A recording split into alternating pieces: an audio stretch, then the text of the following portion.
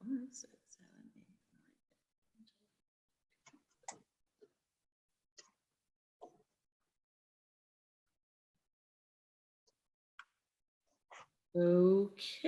now we'll go ahead and start. Hi, we would like to welcome everyone to this teach-in on the new perspectives on the Stalinist Gulag. It's based on the wonderful recently published book co-edited by Dr. Emily Johnson and Dr. Alan Barenberg. It certainly is a time when we are thinking about Russia a lot. So I am so delighted that we can bring this to you. The format will be that we have 4 short presentations by our contributors, and also I have the pleasure of showing you a brief video created by Dr. Irina Flige, who's the Director of Research and Information Center at the Russian Association NGO Memorial, which has been having incredibly great problems with the Putin regime now. And that's going to be a really special thing for us to see. So what I will do is briefly introduce each of our speakers. Each of them is going to be speaking for approximately 10 minutes or less so that we have plenty of time for your questions at the end of their remarks. And so just very briefly, we have Dr. Alan Barenberg, who is the Associate Professor of History at Texas Tech University and one of the co-editors of the volume that forms the basis of our teaching today. Dr. Emily Johnson, who is the Brian and Sandra O'Brien Professor of Modern Languages and Literature at the University of Oklahoma. Dr. Jeffrey Handy, who is the Associate Professor of History at Brigham Young University, and Dr. Judith Bellow, who is an Emerita Professor of Geography and a professor at the University of Helsinki. She is Emerita from Oxford University. My name is Melissa Stockdale. I am the Brian and Sandra O'Brien Presidential Professor in History at the University of Oklahoma, and I will be moderating this panel and then handling your questions and answers, directing them to our scholars at the end. So let's go ahead and get started with Professor Barenberg. Thank you. Okay, thank you very much, Dr. Stockdale, and I want to thank my fellow panelists for being with me on the call today, especially Dr. Johnson, my co-editor, Irina Flige, who recorded a video that we're going to show later today, who I don't think is on the call, but we really especially appreciate her contribution. I also want to give a shout out and thank you to other contributors to our book who are not panelists today, but who have joined the call. I see, I'm not sure I see everyone, but I do see Dr. Susan Gurnevald in the list of participants. So thank you, and really thrilled that you're here. I want to thank the folks at the Department of International Area Studies at OU, my home department, the Texas Tech University History Department. But I mostly want to thank actually Stephanie Sager at OU for setting this up and troubleshooting and walking us academics through this Zoom webinar, which we all very much appreciate. So I am going to give you a moment here. I'm going to set up a screen share. It's my job in my 10 minutes today to talk about give you a really brief introduction to what the Gulag was, and then raise some important issues about how it is studied by scholars today, in particular the burning questions that animate our field and that our edited volume, which I'm going to hold up here to the camera, which our edited volume attempts to answer. This intro is going to be really brief, but my goal is to give us a basis for the conversation we're going to talk about for our other speakers. So to start off, really basically, what was the Gulag? I mean, the Gulag is what we have come to call the vast system of labor camps, prisons, and exile settlements in the Soviet Union. It was built roughly during Stalin's rule from the 1930s to the 1950s.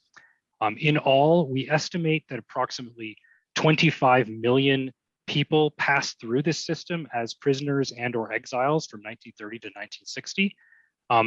Although the majority of prisoners and exiles did survive the system, millions did not, either because they were executed or because they died of starvation or serious illness or overwork. Roughly speaking, about 1 in 5 prisoners or exiles in the Gulag died. What made this system kind of distinctive? I mean, all modern states operate penal systems of one kind or another. I want to highlight a few things that made the Gulag distinctive among these modern penal systems. First, simply the size and spread of the Gulag was enormous. I mean, in addition to that figure of 25 million people having passed through it, it is not an exaggeration to say that camps, prisons, and exile settlements covered really the entire Soviet territory. So this was a vast system geographically.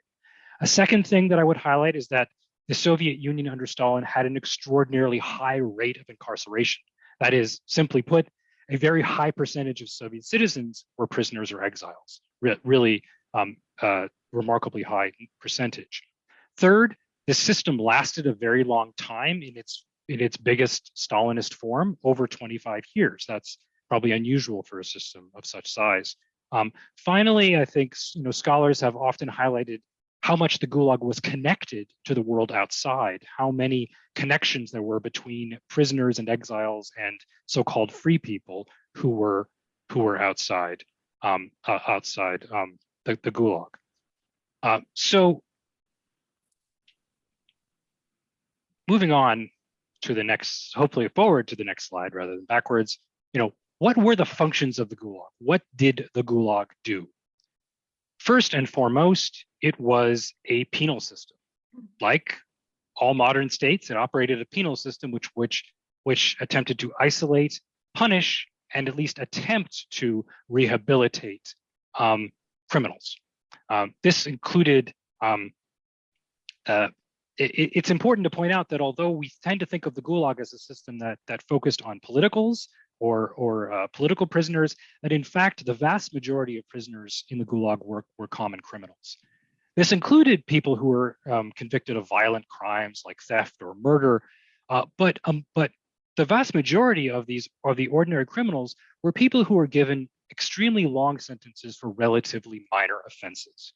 So, for example, petty theft was considered to be a very serious crime, and highly criminalized under Stalin, and so many of the prisoners in the Gulag were serving very long sentences for what most societies would consider to be very minor violations of the social order. Like most systems of incarceration, it had almost no success in actually rehabilitating criminals. Instead, prisoners were brutalized and traumatized by their experiences. The Gulag also, though, had a distinctly political function. It was intended to isolate and punish those who were alleged to be enemies of the people, people who were considered to be too dangerous to be allowed to live freely in Soviet society. People we might call the victims of Stalinist terror, who are often called politicals or counter-revolutionaries. Finally, in addition to penal and political functions, the Gulag had economic functions. It was a vast system of forced labor, which had a very important place in the Soviet economy. Stalin and his advisors decided early on that prisoner and exile populations should be used for all kinds of economic projects across the state that they thought were too challenging to carry out using free labor. So prisoners and exiles were used really in every sector of the Soviet economy, but primarily they were used in large construction projects like building cities, building factories, building infrastructure, but also extraction, digging things out of the ground like gold, like coal, like other kinds of precious metals. Thus, the Gulag was a system that had this mixture of penal, political, and economic functions. So, turning from this very brief introduction to what the Gulag was, to the burning questions that we'll talk about today, that we as scholars in the field of Gulag studies are attempting to address, I want to focus on three different questions that animated our edited volume, Rethinking the Gulag, but also I think animate our discussion today and animate a lot of discussions in the field of Gulag studies. First, how can we better understand the experiences of prisoners and exiles, especially non-politicals? Millions of people passed through the Gulag.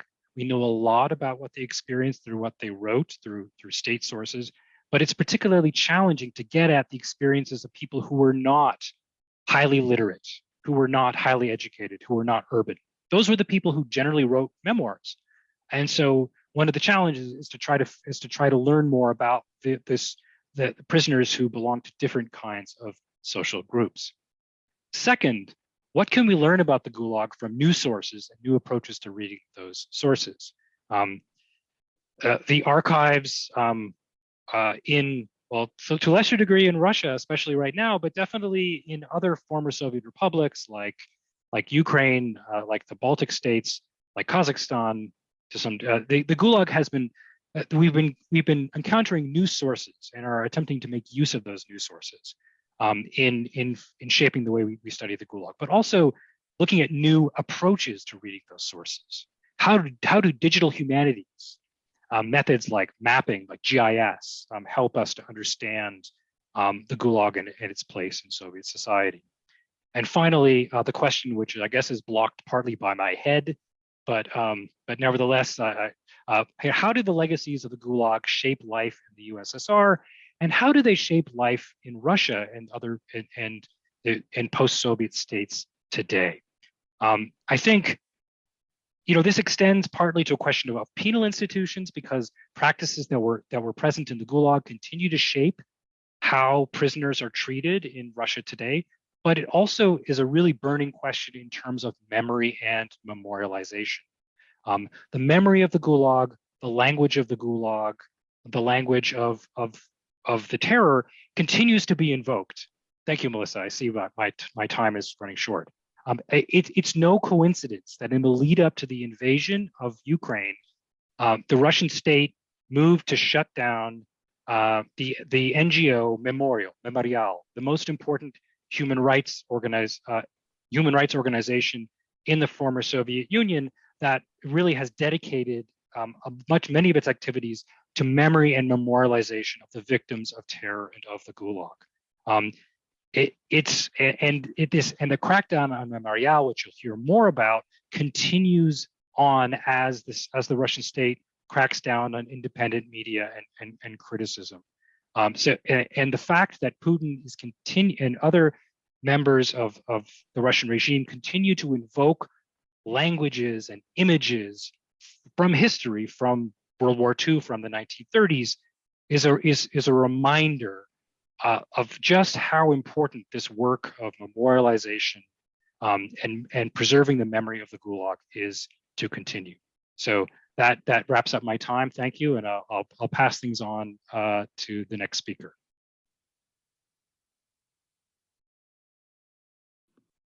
Okay, so next we will be hearing from Dr. Jeffrey Hardy.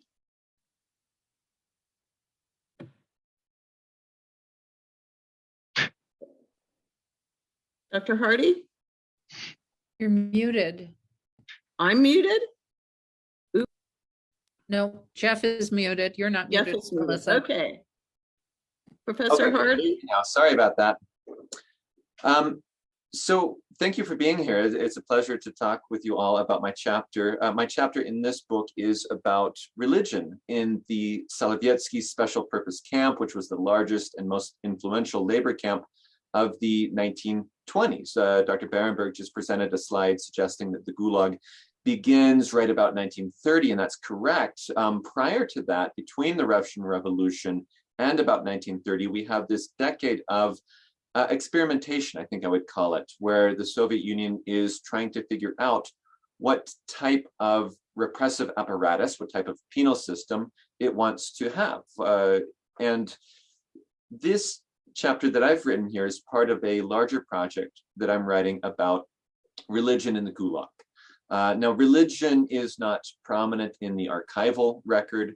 Gulag officials typically don't want to talk about it if it is happening in their camp or their prison. It's also not particularly prominent in memoirs. Most of our memoirs are written by non-religious political prisoners, but some of these do, many of them in fact, devote a few paragraphs, sometimes more, to a religious inmate or two that they encounter. I've found that no one has really compiled these varied accounts or tried to make sense of them.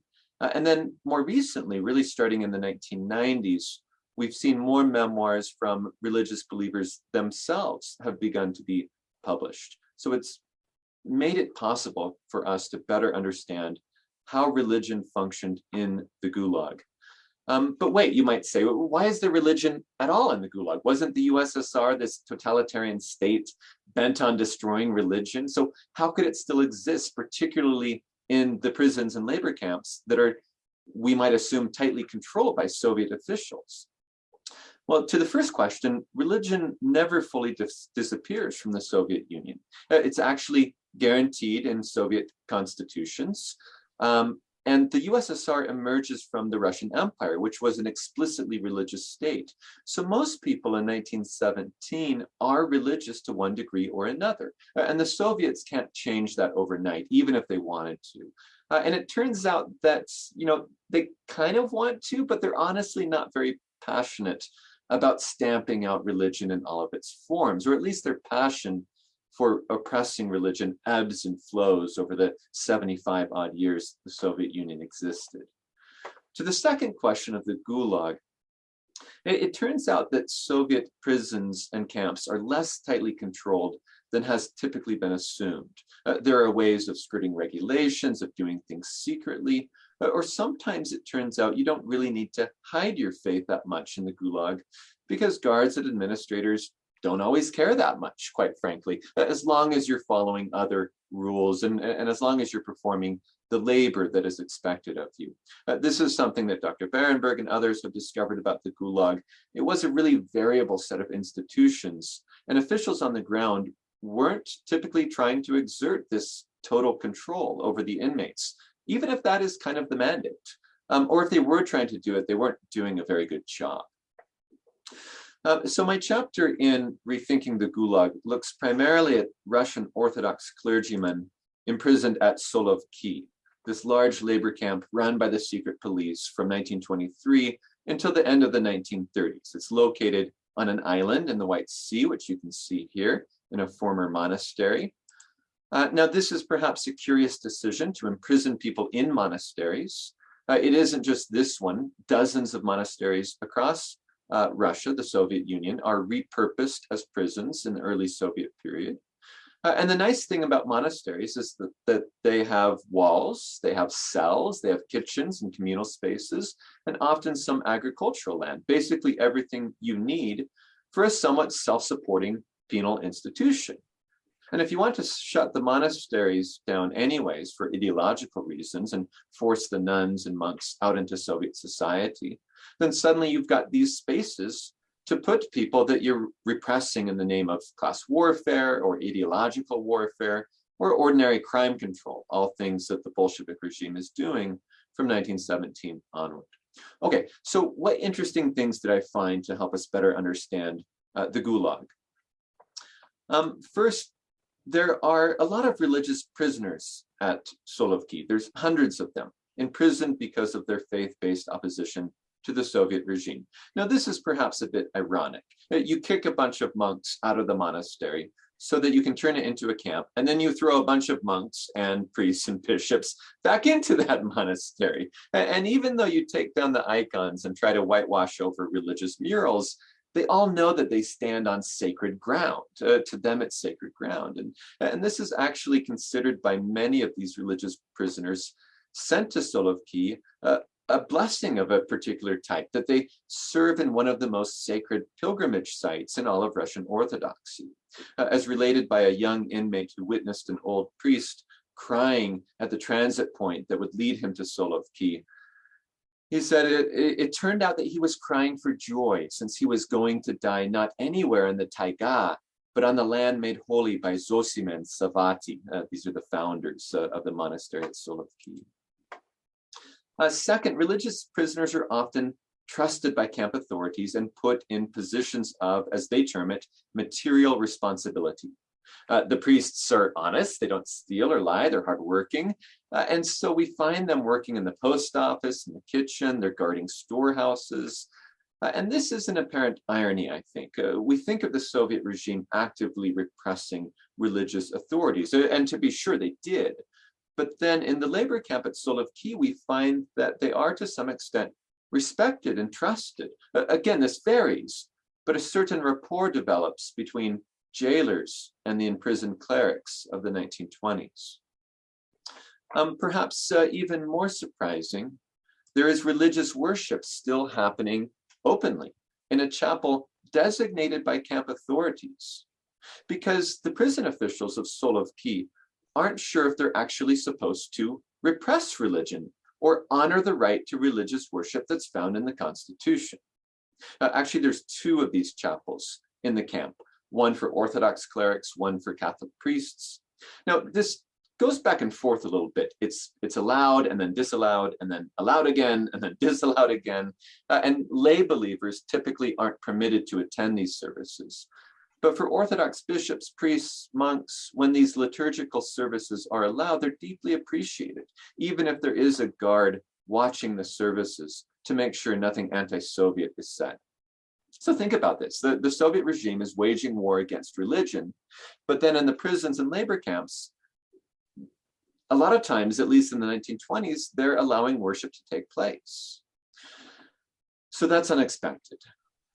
Fourth, partially as a result of that official hesitance concerning religious repression, there's a pretty strong community of the faithful that endures in the labor camp.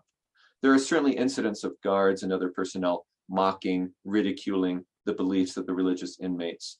Some of the more intransigent Orthodox clerics are abused, even killed. Some guards and administrators deliberately commit sacrilege. There's a lot of anti-religious propaganda at Solovki, which we can see here, newspaper articles and such. They even put together a museum of atheism to try to convince prisoners of the futility of worshiping God. But this propaganda is largely ignored by the Orthodox clerics, with believers banding together to support each other in this moment of trial. And this takes the form of conversations, of singing together, of celebrating Easter and other holidays, ministering to each other, hearing confession. They interpret suffering as part of God's plan, and then endure it together. And this creates a community of strength.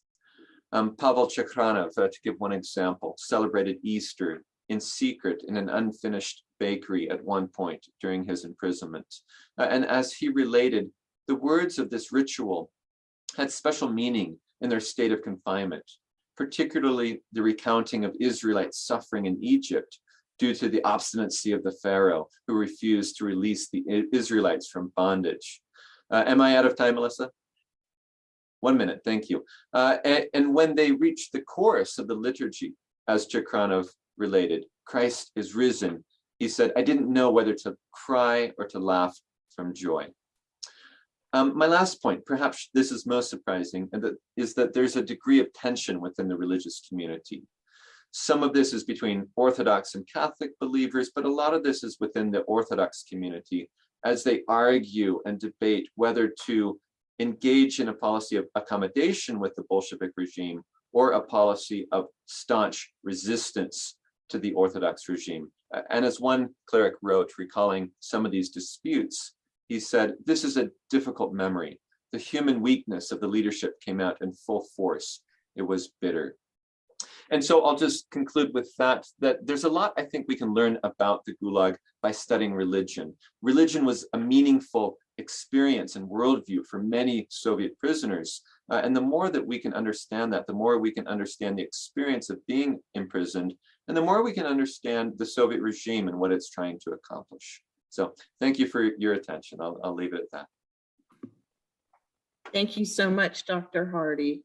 Our next presenter is Dr. Emily Johnson.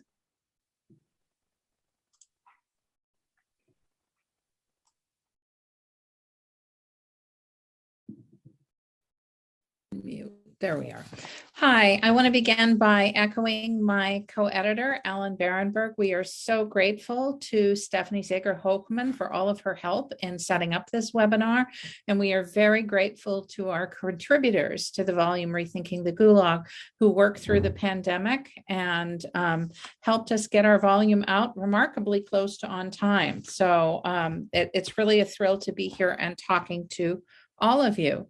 My chapter for the volume Rethinking the Gulag, and much of my larger research focuses on the private correspondence of Soviet labor camp inmates, both in the true Stalinist Gulag period that Alan described, and also in the earlier period that Jeff's presentation focused on.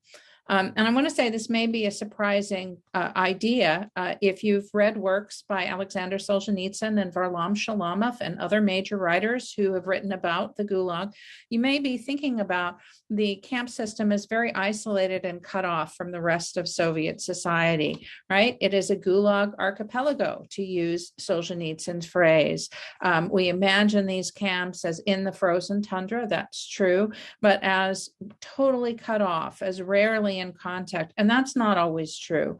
A good number of camps were on railway lines and had fairly steady communication with other areas of the Soviet Union. Although it may seem perverse, since in part Soviet authorities were trying to isolate prisoners, most prisoners, almost all prisoners, theoretically enjoyed correspondence privileges, and many managed to send mail at least sporadically back home to family members. So what are these letters like? Well, they're very careful for the most part, even if they were sent illegally and skirted the camp censorship. Inmates do not describe the full horror of the situation that they faced, but they do comment on a variety of basic aspects of camp life that, frankly, it would be very hard to learn about from other sources. What movies were shown in camp, the details of what they were eating, their rations, how their rations changed over time. These are things that we really see very clearly from the letters. It's also important to understand that these letters are material traces of the real flow of information through Soviet society, even in the worst periods. We can think about both what prisoners said and how their relatives on the outside understood what the prisoners were saying. We see this frequently in responses to inmate letters. So my research really focuses on these questions. I ask in my work what languages prisoners could write in. That was the subject of my chapter for the volume Rethinking the Gulag. What did they think they could say safely in both legal and illegal communications, right? What kinds of remarks seem to get censored by the somewhat erratic camp censorship operation? And then how did relatives on the outside respond to the often very elliptical letters that they received from inmates? My research looks at how letters and care packages helped to sustain inmates in labor camps and made it possible for some of them to survive. And I also consider how correspondence helped to sustain relationships despite very long-term harrowing separations. Now, where am I getting these letters? This might be a reasonable question. Some are from museums and state archives in Russia, the Russian Federation, and other post-Soviet states. But a good number are actually from the major archives of Memorial in St. Petersburg and in Moscow, right? And as Alan noted, Memorial, this Russia's best known, oldest human rights organization, has been under concerted attack over the last really decade, if you want to say that. Searches of facilities, a entire string of court cases. Just 2 days ago, the Russian Supreme Court affirmed the decision to dissolve Memorial International, the central organization of Memorial in Moscow, on the grounds that it was a foreign agent. This had been determined a number of years ago in a court case, and that had failed to follow the legal codes that are associated with that in the Russian state. ever since, right, it became clear in December of last year that Memorial International was very likely to be closed. Staff at Memorial in both St. Petersburg and Moscow have been racing to digitize the entire archival collections in those locations. This is a huge task, and they are posting them online. And I think this tells us a huge amount about Memorial as an organization. You're seeing here in my first slide the Yoffa Foundation site. This is a link to the Memorial base in St. Petersburg, the Research and Information Center Memorial. And this is where Memorial is posting all of its archival material. And if you go under Proyekty, projects, you can scan down and you can see their entire digital archive, right, as it is growing and being fleshed out. Not everything is up yet, but this is an amazing thing, right? It is unrestricted, right?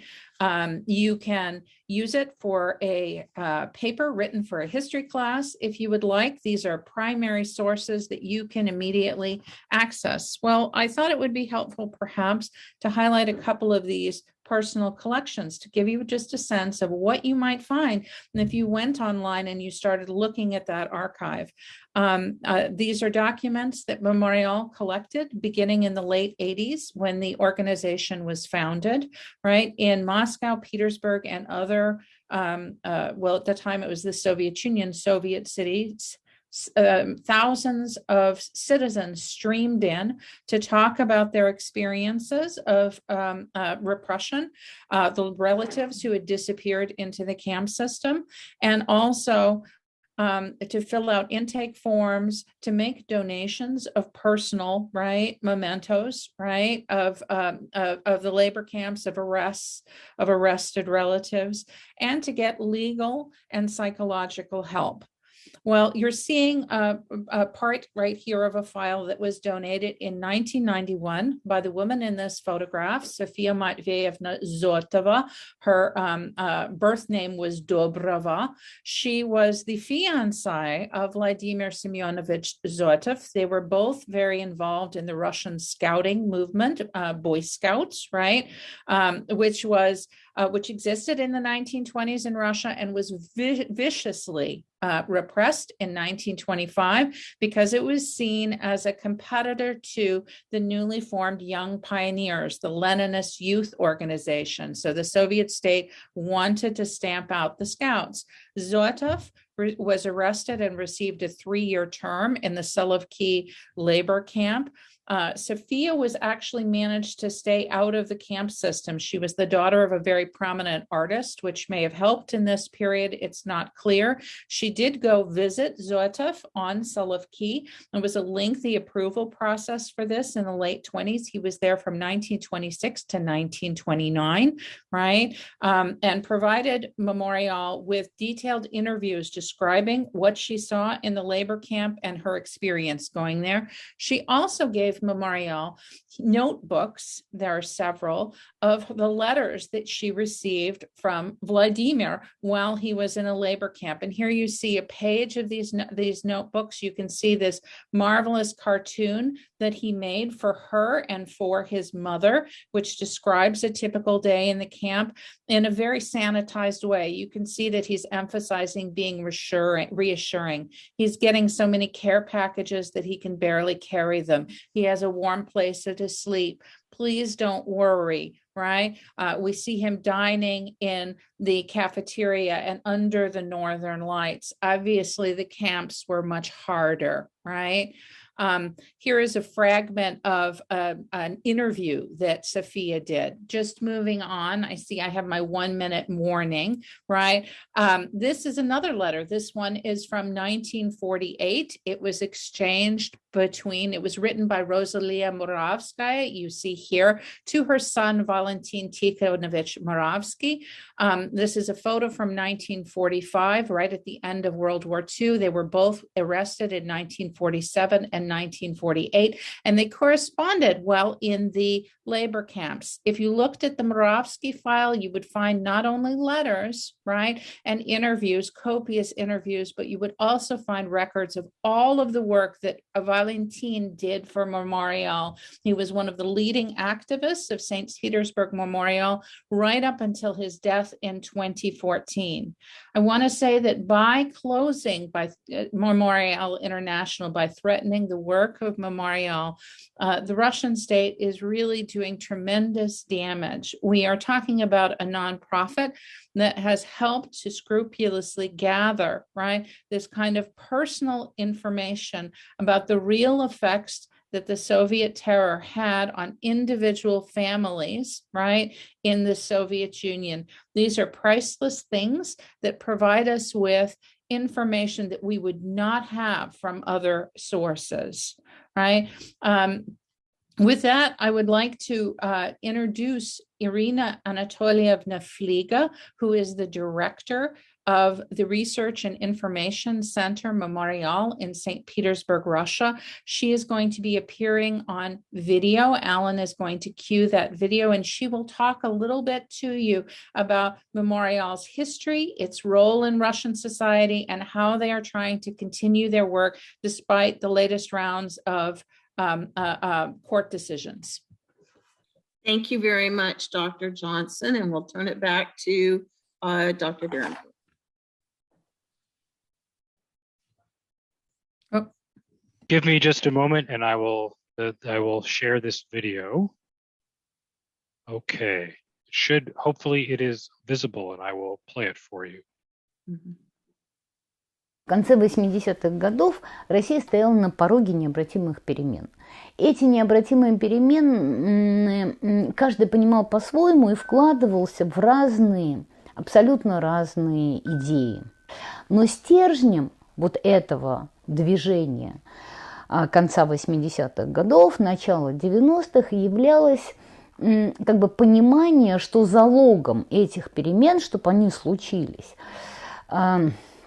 является память о терроре и память о ГУЛАГе. Массовые акции, которые прошли практически по всем городам тогда Советского Союза, это борьба за историю.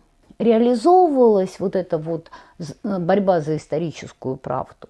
Она реализовывалась в требованиях открыть архивы КГБ, найти все могилы жертв террора, поставить памятник и иметь полные списки исчезнувших, расстрелянных и так далее. Это были массовые выходы на улицу, не имеющие конкретных организаторов. Это массовое движение. В конце лета 1988 года начало появляться слово «мемориал». То есть движение возникло существенно раньше, даже чем слово, не говоря уже о первой конференции всесоюзной, еще Советский Союз уже существовал, когда в Москву съехались активисты из разных городов. И вот на этом пике это было 300 вот этих организаций. И тогда был учрежден Всероссийское общество «Мемориал». Вообще, если говорить вообще об идеологии, российской идеологии, то вот был период 90-х годов, когда она отсутствовала. Не было государственной идеологии. И в течение этого времени было страшно интересно, потому что с памятью, с историей работали только общественные институции. То есть за 90-е и уже к концу 90-х мы и стали такими институциями, которые занимались сбором архивных документов, работой с людьми, которые ищут своих родственников, то есть это социальное как бы направление, да. Мы стали экспертами в области поиска мест захоронений, поиска судеб и так далее. Никто этого не умеет. И Параллельно с этим исследования, работа в архивах, исследования, история отдельных лагерей. Но с началом путинизма у российской власти появился запрос на идеологию. Выстраивается простая как мечение идеология. Россия – великая страна. Всю историю Россию сопровождали победы, победы, победы. Придумываются некие элементы этих побед. Но и история террора, ее никто не отрицает. Да, жертвы были, жертв жалко, но зато мы построили, но зато мы победили, зато мы полетели в космос и так далее. И вот ужас заключается именно вот в этих словах «зато», потому что это и есть акт реабилитации террора.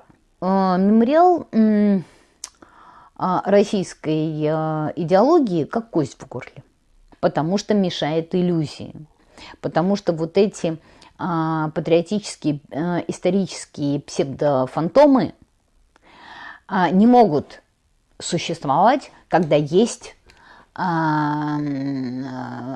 нормальная как бы историческая сетка. Понимаете, они просто там проваливаются в тартарары. У мемориала несколько задач. Во-первых, есть очень конкретные задачи экспертов, специалистов, значит, это проектные задачи, которые мы будем делать. Вторая очень конкретная задача – это весь собранный архив, который у нас существует, оцифровать и представить в открытый доступ по всему миру. Как конкретно будет юридическое лицо, не будет юридического лица, это все очень, это технические подробности, которых именно в силу того, что они технические подробности, я просто сейчас сказать не могу. Сегодня будет так, завтра будет иначе. Здесь наша главная задача – это продолжать работать и нормализовать пространство то есть иметь такой остров свободы в несвободной стране. Потому что когда такие точки остаются, мемориал, конечно, будет не единственной такой точкой, то это дает возможность в каком-то плане нормализовать пространство, да, от точки к точке. И для того, чтобы потом на этом месте могло вырасти что-то новое.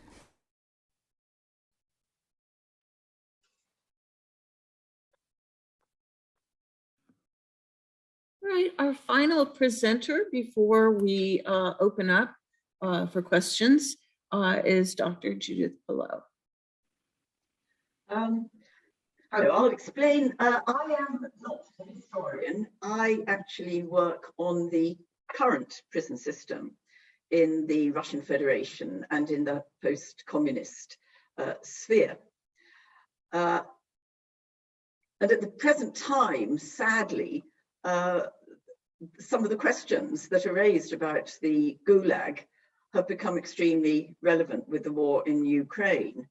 The war will be already has generated lots of prisoners of war, people taken on the battlefields, and also protesters against the war in the Russian Federation.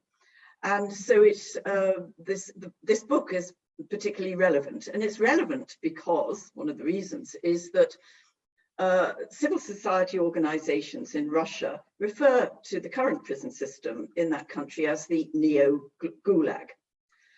I don't actually go along with that argument very far, but I am interested in legacies. What are the legacies in the current prison system of the Gulag? And because of my interest in legacies, I've been forced to go back and look at the Gulag. And particularly in what I'm going to be talking about now and what I talk about in the book is I've had to think very hard about the sort of theories and methodologies that can be used diachronically, in the sense of that can be used through time and in different places as well. And I'm interested in how they work out across cultures. Now, in the book, I don't write my own chapter. I've been asked to comment on 3 chapters by young scholars who are using new approaches to familiar sources. The familiar sources for Gulag history being the archives, where you can get documents and you can get statistics, and the literary memoirs and letters, the sort of sources that Emily has just been talking about. And they've applied to them, as I said, different approaches, different methodologies.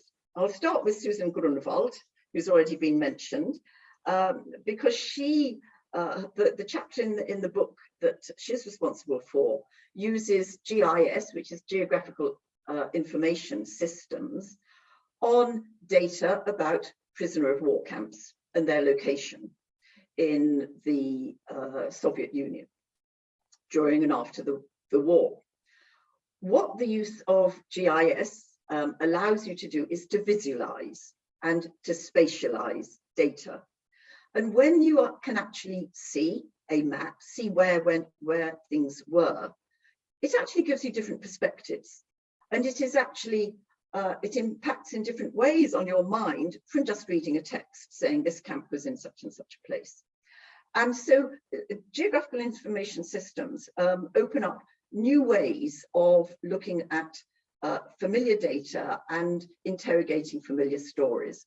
What you can do is you can overlay different types of institutions, penal institutions during the Gulag. So you can have your prisoner of war camps. You can overlay them by the Gulag proper. You can overlay them again by special settlements, the exile settlements. You can overlay the distribution of permafrost or of minimum temperatures.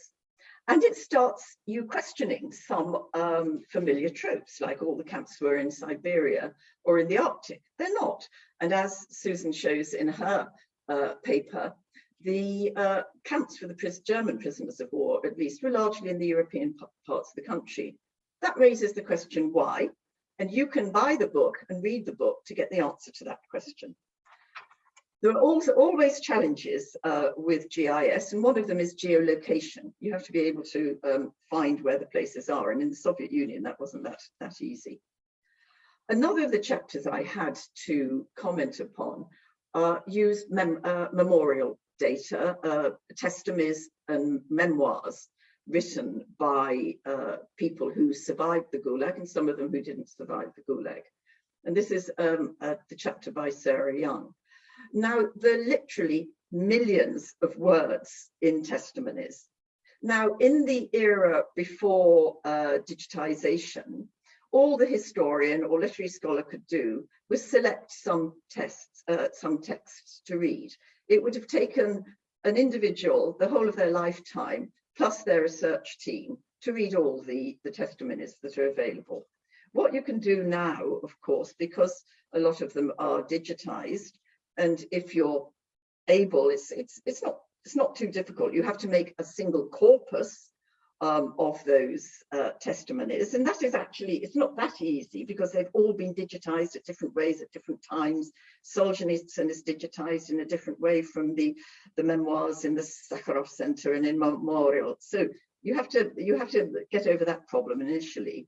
But once you've done that, you can use various programs that now exist, from off-the-shelf programs to much more difficult ones when you have to work together with IT geniuses, as I refer to them, to interrogate the sources in different ways. And at the simple end, there's just doing a simple word search through all the memoirs and see what is the most frequently used word. I can tell you the answer to that is mother. So people remember their mothers when they're in the Gulag. But then you can use programs that do collocations or co-locations that look at words that occur together. Then you can do topic modeling, which identifies what are the most frequent topics. And you can go all the way through to machine learning, to artificial intelligence. And this gives you completely different perspectives. Now, there are dangers with this. And that is that especially young people like all of you, unlike me, can be drawn in to the fascination with these technologies. And because you can make diagrams, you can do tables, you can manipulate all these data in lots of different ways, but you have to be careful because they aren't always worth doing. So you must always do, if you like, a cost-benefit analysis on the use of some of these new technologies. And I'd say the same is true of the geographical information systems. And I would say what I think they're doing is opening up new avenues of investigation, new questions are being raised, and they can be used as supplementary and complementary sources to the old traditional ways that we have looked at the Gulag. So that brings me on to the third paper I was asked to comment upon, which is by somebody called Mikhail Nakanichi. And this is a slightly different point. And this is where a young scholar has been able to use the new sources that opened up after the collapse of the Soviet Union that I fear for some time to come are closed again to Russian historians. But what he was able to benefit from was the opening of regional archives. So a lot of the older Gulag history was written on the basis of central archives. Now, what you're able to do if you get access to the regional archives is 2 or 3 new things. One is you can tell the story of a particular camp, a particular region. And in doing that, you can actually begin to understand that the experiences of the Gulag were very different between different regions.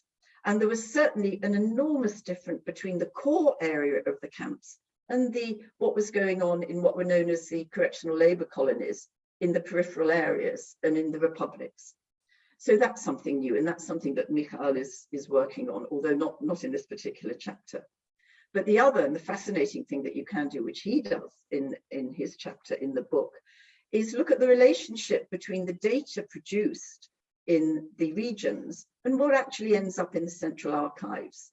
And what Mikhail has worked upon is mortality statistics. And so he has been able to compare the mortality statistics at the regional level and then what actually gets reported in the center. And again, I will leave you to read the book to see actually what he has discovered. But I would just say, as a bit of a spoiler, never trust the central statistics. So I think that's all I want to say. I think there are really exciting opportunities. I mourn, like all of us in the area, for the fact that this field and these possibilities seem to be closed off for the foreseeable future. But against that, in the last 30 years, and thanks to the work of people like Irina Flige, but lots of my colleagues, there's ever such a lot that's digitized now. And there's also always those post-Soviet republics. Actually, I think the Baltics are the best place at the moment, where there are a great archive opportunities. Thank you. Thank you so much. And we finished exactly on time. So we are in the enviable position of having slightly over 30 minutes for questions and answers. We have already had 4 of our audience members send in questions, and I would invite other people to go ahead and send in questions that have occurred to them if they have not yet done so. I see some more coming in. So I think probably the best thing to do, I will I will read the questions one at a time. And then we can see who would like to address that. It may be that more than one person would like to take that up. So let's begin. The first question that we received asked whether prisoners were ever paid for their work and how that worked, if that was the case. Dr. Barenberg. Yeah, I can take this. So yes, Walter, thank you. Great question. Yes. So one of the as an economic entity, one of the challenges that Gulag administrators faced was how to incentivize labor. They discovered that very quickly that although they had this notion that Gulag labor was cheap or free, and that the Gulag could pay for itself, it never even came close to doing so in a sort of strict dollars and cents sort of way. And so, as with any system of unfree labor, there was an attempt to incentivize those unfree laborers to try to get them to produce more. So there were a bunch of different kinds of schemes to compensate prisoners. Primarily, the two primary ones were one through wages. Actually, cash wages were widely introduced in the Gulag in the late 1940s and early 1950s. And second, a system of giving people extra time served for good behavior or productive labor, so that prisoners could actively work towards shortening their sentences. And so these were some form of both of these were in place really throughout from the 20s, really all the way up until the 1950s. Okay, great. Make sure about. Okay, second question is that a student wonders if how the Stalinist Gulag compares to Russian labor camps and prisons today. Obviously, that's kind of a big question, and perhaps more than one person would like to tackle a portion of it. But it's I guess that's me, as that's what I work on. Just very quickly. So, as I said, today oppositionists in Russia and NGOs talk about the neo-Gulag, which, is answering your question. They're saying that there is, the prisons today are very like the Gulag. And I agree in some senses. The collapse of the Soviet Union, they just carried over the infrastructure of the Gulag. So correctional colonies, as they're called now, are out there in the peripheries of oblasts and of the country. They also carried over some of the institutions of the Gulag, such as the collectivist approach to prisoner management. So prisoners are dealt with in collectivities, not individually. They're confined in dormitories of up to 100, 120 people, i.e. like the barracks of the Gulag, so on and so forth. So there's a lot that's very similar. And there is a very, very harsh penal culture. It's very punitive. People go to prison in Russia to be punished, but they also labor. So still the idea of if it's rehabilitative at all, and there's a question about that, it is done through labor. But there are also the things that are different today. And one of the big differences today is just the level of corruption in the Russian prison system from top to bottom. Now, there was some corruption in the Soviet era, but nothing like the rent-seeking that's going on today. So everybody from the head of the prison service, and they are periodically sacked or put in prison, the heads of the prison service, right down to the rank and file prison officer, are engaged in rent-seeking off the state, of the prison service. So that is something that is new. That degree of corruption is different. And actually, just as an aside, it's very difficult not to talk about Ukraine at the moment. This is why there is such a failure at the moment in Ukraine of the Russian armed forces, because systematically over the last 20 years, the members of the armed forces and of the Siloviki have been pocketing the money for the armed forces and for upgrading the tanks and so on. Exactly the same in the prison service. So, and then one final point I'd put, and it's a very sad point, and it's a very frightening point for what's going to happen now to all those people who are going to be captured and put into the prison system in Russia, is that there are high levels of the abuse of what in Europe we call the Article 3 rights, but it's, I think, Article 7 of the UN Convention on Human Rights. There is torture, degrading, and inhuman treatment of prisoners in the Russian prison system that is systemic, as it was in the time of the Gulag, sadly. That is so I have to anybody who wants to say anything else.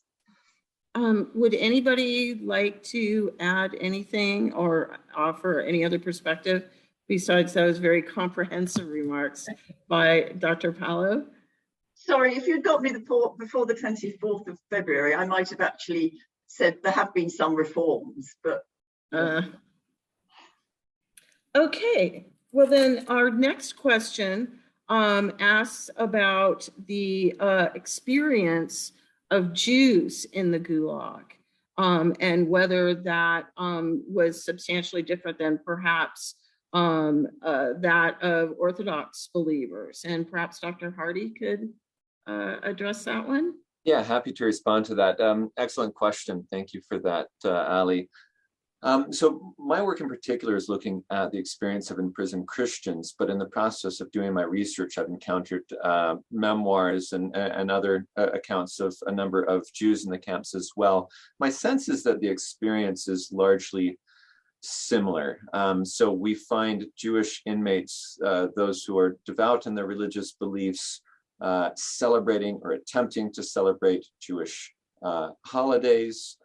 We see them concerned about the fact that they are forced to labor and do other things on the Sabbath, which is a particular point of pain for them in the Gulag. We see some Jewish community building within the Gulag, although it's a bit more difficult. Typically, they are fewer in number and therefore more dispersed throughout the Gulag camps. And so you don't find the same degree of community that you find in among imprisoned Christians in many of the camps of the Gulag. But, like Christians, we see that Jewish inmates sometimes find unexpected allies among the guards and administrators. So we see them reporting things like, I encountered this guard and he's also Jewish and he gave me, an extra ration or a good coat or something like this to help through the experience. But, on the other hand, we find in the camps that most prisoners, even if they're not religious, tend to be sympathetic toward Christian prisoners, but not sympathetic toward Jewish prisoners. There's a lot of latent and not so latent anti-Semitism in Russian society. And this comes out in Gulag society, where Jewish inmates who identify openly, in particular, as religious Jews, face that persecution from their fellow inmates in the camps of the Gulag. So that's potentially one point of distinction between the two groups. Okay. Thank you. Oh, go ahead. If I could jump in, I just want to tell an anecdote that was told me by a Gulag survivor, Semyon Samuilovich Vilinsky, who was a Gulag survivor and also someone who worked a lot on Gulag memory and publications. And he was Jewish. He told me that after Stalin died in 1953, he became a celebrity in the camp because there was such anti-Semitism on one hand, but on the other hand, those anti-Semitic prisoners were absolutely convinced that it must have been the Jews who killed Stalin. So they treated him because they were convinced that his people were responsible. So he became a sort of minor celebrity for a brief period of time. Anyway, the morbid humor of the Gulag coming out there. Okay, well, we have a next question, which I'm hoping that I do not stray from the intent of the person asking, but they wondered about the connection between the Gulag and the 2 years of the Great Terror, 1937, 1938, and also whether they asked whether it was exaggerated. And I'm not quite sure whether the questioner is wondering about whether the terror was exaggerated or whether perhaps a number of people who went to the Gulag during the terror has somehow been exaggerated. So I apologize if I have rendered your question not what you intended, but would somebody like to talk a little bit about at least perhaps perceptions of the Gulag during the years of the Great Terror? Sure. Just by way of clarification, Haley, in case this isn't clear, the Great Terror is typically a time period of 1937, 1938, where a mass campaign of repression was unleashed by Stalin and his regime against a number of different layers of Soviet society. And the Great Terror resulted in, we think, about 700,000 executions after kind of sham trials, but it also resulted in about the same number of people being sent to the Gulag. So close to 1 million people are sent to the labor camps. And if you recall Dr. Barenberg's presentation, he talks about, one of the aims of the Gulag is to isolate potential enemies. It's a political rationale. And we really see this in play during the Great Terror, when people suspected of being disloyal to the Soviet regime, suspected of being spies, are sent then to the Gulag to isolate them from the rest of Soviet society, as Stalin is preparing for, as he thinks it, an impending war against Nazi Germany, which in fact turns out to be true. So, this truly is a calamitous time for Soviet society, and everyone in Soviet society is aware of the arrests that are going on, the denunciations, people disappearing, and so there's really no over-exaggeration in terms of the impact of this time period, either on Soviet society as a whole or on the Gulag, as the Gulag population dramatically increases and living conditions become much worse as a result of the overcrowding that results, and new attitudes by Soviet penal officials against people portrayed as enemies of the regime. We see a much harsher policies against the prisoners being pursued in this time period. I hope that gets to some of your thoughts about the Great Terror. Can I just add a point perhaps for clarification? Because what's happening here is that the word Gulag is being used as a shorthand for many different institutions of the repression. And I think, maybe the students need to know that the Gulag, when you're a sort of serious historian, what you're just talking about is the system of labor camps that was run by the NKVD. But then also you had deportations, which the people who were deported didn't actually end up in labor camps. They ended up in something called special settlements. And then, of course, we had the prisoner of war camps as well.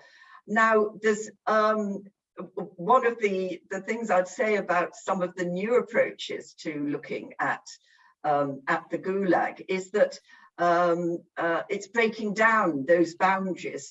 Traditionally, historians have either written about the deportations, or they've written about the Gulag proper, or they've written about prisoner of war camps. And so perhaps it's better to think in terms of the repressions rather than keep on using this shorthand of the Gulag to talk for all the various ways in which people were disciplined, punished, and repressed during the Stalin era. So I think that's what lies behind that difficult, and so that's why you get this confusion, Gulag and Great Terror. These are actually two different topics if you're a really, serious hardline historian. Okay, great. And that helps sort of add a little bit of clarification to our next question, which is actually a series of 3 related questions with a focus on Ukraine.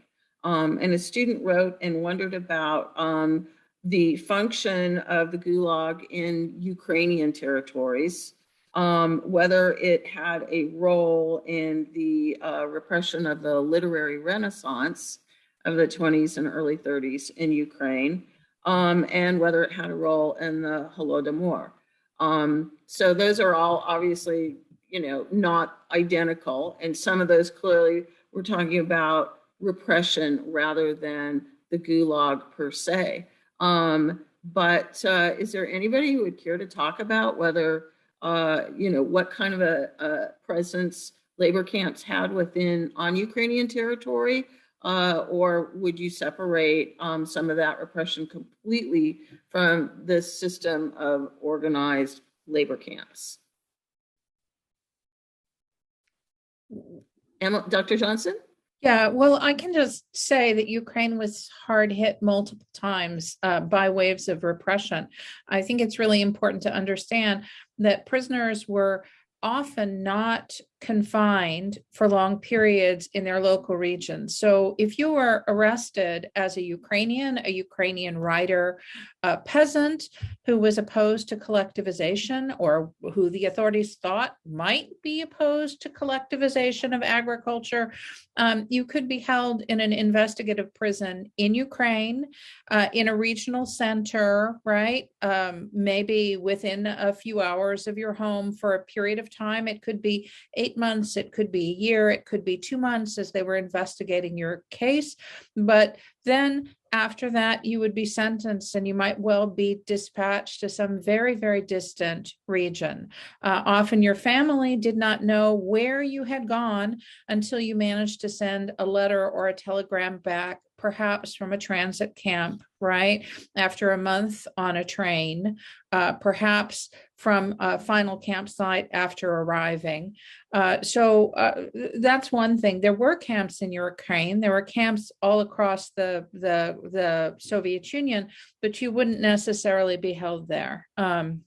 In terms of the literary renaissance, Soviet nationality policy evolved over time, and we can talk about periods in which the Soviet state was, to some extent at least, promoting regional identities, local ethnic identities, but then we can also talk about periods of time in which there were crackdowns, and there was an effort to try to cultivate a more Soviet collective, right? And perhaps crack down on what we're seeing as excesses of nationalism. And I can say that major Ukrainian writers and directors were viciously purged in the 1930s, just as frankly, Russian writers were viciously purged in the 1930s. And you can also talk about Ukrainian writers and theatrical directors arrested and purged in the 1920s. Some of the most famous, right, victims of the Sovietsky labor camp that Jeff talked about were in fact Ukrainian. Lev Durdas, the great director, died at the Sovietsky camp. Yes, absolutely. Certainly during the Holodomor, the Great Famine that accompanied the collectivization campaign, you also had waves of arrest, right? And one thing that kept people in line and limited their choices in this desperate situation when millions were dying of hunger was the knowledge that there was this apparatus of state repression that would come at them for the slightest, right, effort to break free of the rules and restrictions. And I'm sure my colleagues, Jeff and Alan and Judith, will have more to add on this topic.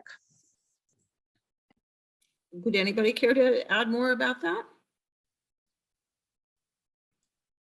Sure, I'd be happy to speak. Yeah, Dr. Johnson is absolutely right. The 1920s and 30s, we see a number of imprisoned Ukrainian intellectuals who end up in the Gulag, writing of their experiences or perishing in the camps. I would add also that kind of the heyday of, Ukrainian intellectual activity in the camps is really during and after World War II, when there's a much broader repression. And here we find large groups of Ukrainians who in the camps of the Gulag are able to kind of band together in some ways, and they form a prominent core of some large Gulag uprisings in 1953, 1954. And even after the Stalin era, Ukrainian nationalists are among the most prominent, vocal, outspoken critics of the Soviet regime, and many of them end up in the Gulag for 20, 30, 40 years, a very long time. And for the most part, they're admired by the other prisoners. Even if they don't share that Ukrainian identity, they see the staunchness with which Ukrainians are, active against the Soviet regime. Okay, so we have a question that a student asks about how and when the Gulag ended. And they particularly wonder how close that did or did not follow on the death of Stalin. That's obviously Jeff. Yeah, I mean, that's a question for Jeff, but maybe I'll jump in first. But Dr. Barenberg, yeah. Because, Jeff is, absolutely the expert on post-Stalin reforms. I mean, part of it comes with this question that Judith brought up of what was the Gulag? What does this word mean, and what does it stand for? It's a conceptual question for scholars. How do we understand? What are we trying to understand, and how do we understand it? In my intro, I talked about the Gulag from the 1930s to about 1960. So there is an argument to be made that if you're looking especially at, say, the Stalinist Gulag, one form of the Gulag, that's about the time frame that you were talking about. The death of Stalin leads to reforms, and that the camps, very, very significant reforms of criminal justice and end of the camp system. Then after 1960, the system looks very different. Especially the biggest change certainly is that the system of exile, which I would argue actually is very much part of the Gulag, and part of our understanding of the Gulag, that ends as a practice in the 1950s. So the mass exile of Soviet populations that ends after Stalin's death. But there are also very compelling arguments for saying that the Gulag actually continues in other form much longer. So with that, I'll button up and let other people talk. So I think Dr. Barenberg has really hit the nail on the head here, that this is a conceptual question, one that as historians we've argued about over a number of years. To refer back to Dr. Barenberg's early slide, these different purposes or functions of the Gulag, penal, political, economic, we actually see all three of those continuing in the post-Stalin Gulag. So I actually take the point of view that the Gulag does continue. Certainly it's changed, and I've chronicled those changes in the book I published. It's renamed, although kind of the shorthand of Gulag sticks in the popular imagination and in official rhetoric as well.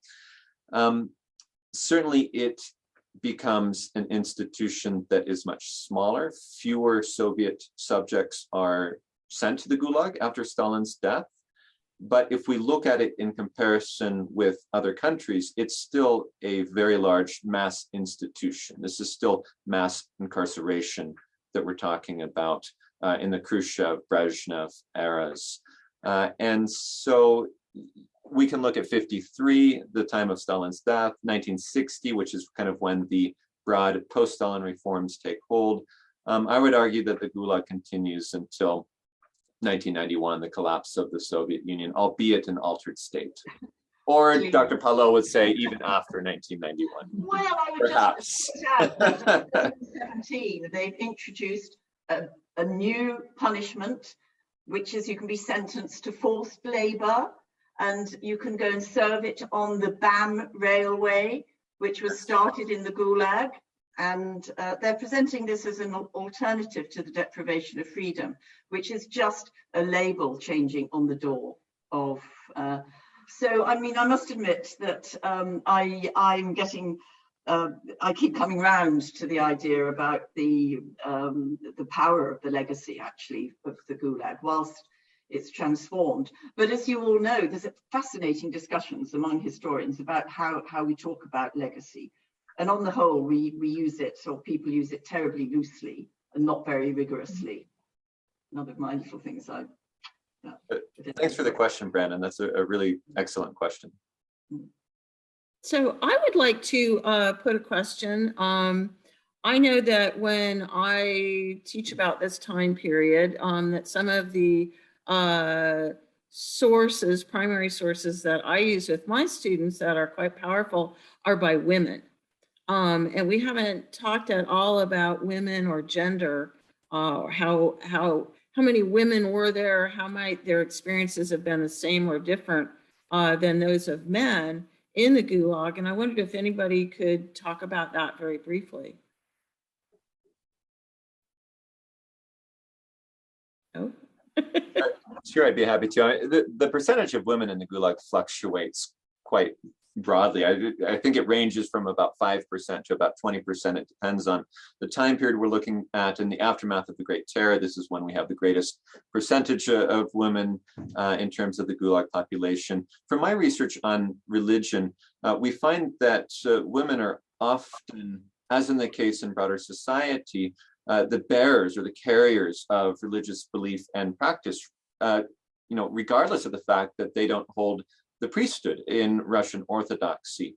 But we find in many of these camps that Orthodox nuns or lay believers, women, also Baptists, Jehovah's Witnesses, Catholics, are quite active in preserving these religious ideas and practices. They're even debating whether in conditions of confinement like this, could they be authorized to administer the Eucharist, the sacrament, communion, whether an exception could be made for female authority in that context. And there's some really interesting debates and discussions surrounding that. So a lot of their experience is similar to the experience of men, certainly on the subject of sexual violence. So we see a different set of experiences to some extent. And in religion, there are certainly some nuances there that lead to different experiences among men and women. If I could add something. Oh, sorry, Emily, do you want to go ahead of me?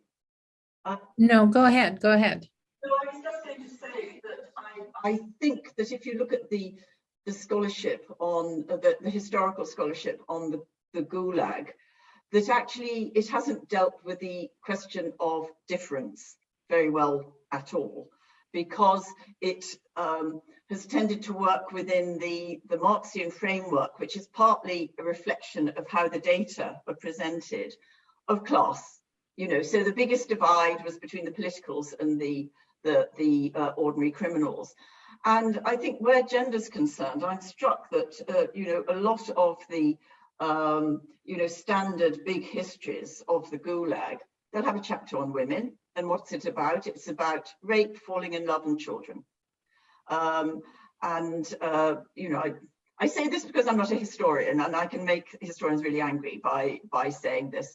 But I think this is one of the opportunities for new and younger scholars to actually begin to interrogate difference across the board, including disability, race, ethnicity, religion, the sort of stuff Jeff's doing, and other people, and Emily, I'm sure, is about to say something about gender as well, because that hasn't really figured much in the scholarship so far, which, as I said, is partly to do with who was doing it when, but also it's just that this is how they collected the data. I have this project, and there's a historical, called Gulag Echoes, and Mikhail Nakanichi is looking at the question of ethnicity for me in the Gulag. And it's just terribly difficult because it's not recorded, but that doesn't mean that ethnicity wasn't an issue. Mm-hmm. Great. Dr. Johnson? Yeah, so I just wanted to say that one of the most notorious episodes with women in the Gulag was, in fact, Algiers, the Akhmalinsky camp for wives of enemies of the people, which is a somewhat unique phenomenon. It operated kind of on its own rules to some extent. This happened in the late 1930s in the wake of the Great Terror.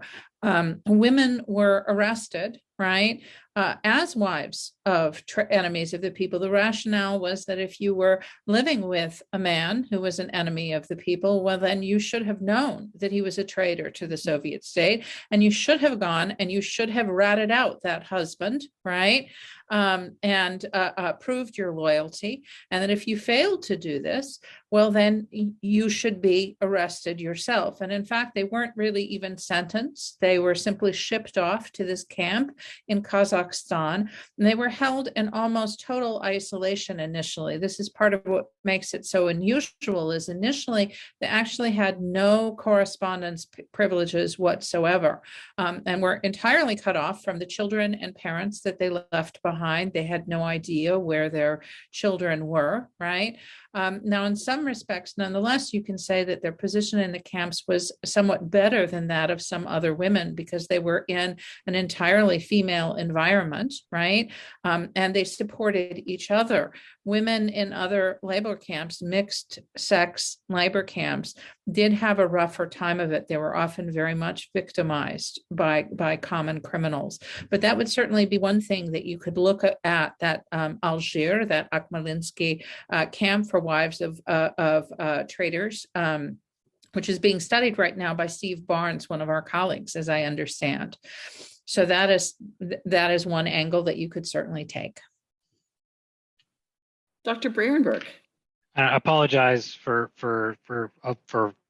adding to this and once again beating the drum for why we need to include exile settlements in our understanding of the Gulag, because actually, I mean, this is to get to Judith's question about sort of our narrowness of focus, is that one of the reasons for that is that if we bracket out the exile settlements there were more women than men on the whole, and so if you bracket out the exile settlements, you in fact lose that experience. And the fact that historians and other scholars have generally focused on the camps rather than the exile settlements for a variety of reasons means that that's another huge space of opportunity for adding to our understanding of the Gulag, is understanding the experience of exiles in the special settlements. Thank you so much. This has been a fantastic discussion. I wish we had time to continue it. We are almost out of time. Dr. Barenberg, would you hold up that volume again so that everybody can see the cover? I would urge people to read it if you get the chance. I learned so much today, thoroughly enjoyed it. Thank you to our audience for coming, and thank you so much to our scholars for sharing their findings and the findings of other scholars with us today. Thank you. Thank you very much. Thank you, everybody.